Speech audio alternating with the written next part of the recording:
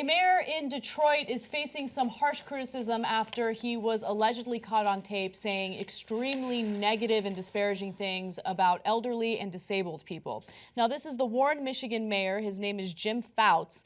And someone had leaked this audio to his political opponent, and the political opponent sent the audio to local news. Now, local news did report on this, and they did a really good job, so I want to give credit to Fox 2 in Detroit.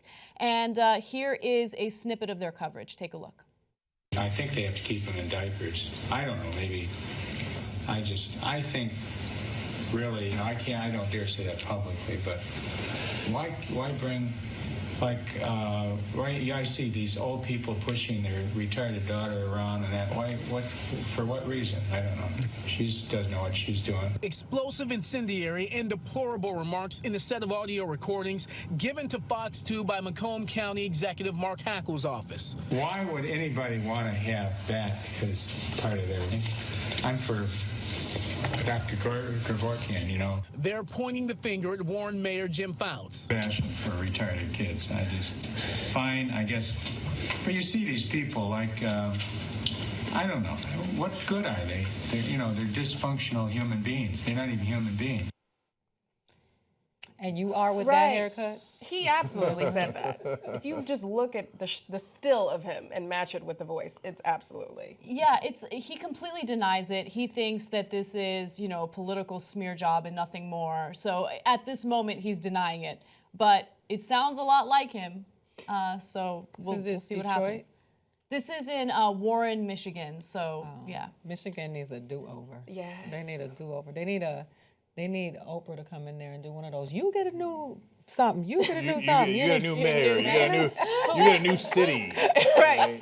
Yeah. But will the constituency care, right? Because Warren is in Macomb County? Mm-hmm. Macomb County was like overwhelmingly in support of Trump in terms of voting, and we know how he feels about disabled people and his comments, and it didn't kind of affect how, or shape their voting habits. So will this matter to the people that he represents, I think is the question. I don't know if I've just been devastatingly naive my entire life, or if things have just gotten a lot worse recently, but have people always been this insanely cruel? Right? Like maybe it's the transparency that's putting this all out there. But I mean, we talk about Trump, and Trump was this big deal because he would just come out and say these horrible things about pretty much every group of people you can imagine, including disabled people, mocking that reporter because of his disability.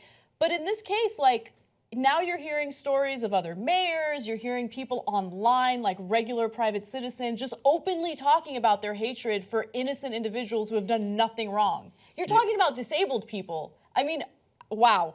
So, two different things. One, I vote naive, okay, but I say it about myself as well, and I'll explain why in a second. But in this case, it's at least not out in the open. Someone did him dirty. I mean, they recorded this, and for good reason. So probably one of the reasons they did it might have been political, I don't know. Or it might have been like, Jesus Christ, this guy keeps saying the worst things in the world. Yeah. I'm done with this guy, because people got to know, this guy can't continue to be mayor, right? So for either one of those reasons. But Anna, I'm with you.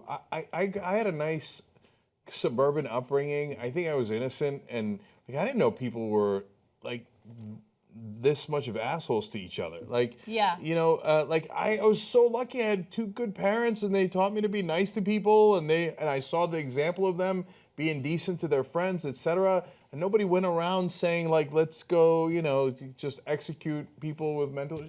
So he's 74 years old, and what does he plan on doing if he becomes immobile because of his age, right?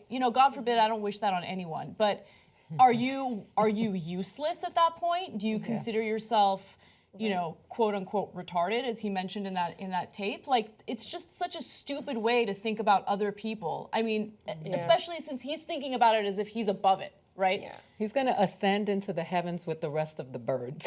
That's what he looked like. And it's embarrassing because he's in this position where he could have shaped policy that impacted the lives of disabled people, right? I'm not sure how long he's been mayor. I think since 2007. For a pretty, He's been in politics for a very long time. Right. So so not considering disabled people as people, right? Like you should never be able to hold office if you have these thoughts. I think that so this guy is obviously an asshole or whatever, but we live in a culture that is such an ageist culture, and we do think that people are useless and no longer of value to us once they turn a certain age. We tell women once you're over 30, you're worth nothing. You have women that are injecting botulism or participating and injecting themselves with all kinds of bullshit in their faces so that my forehead moves.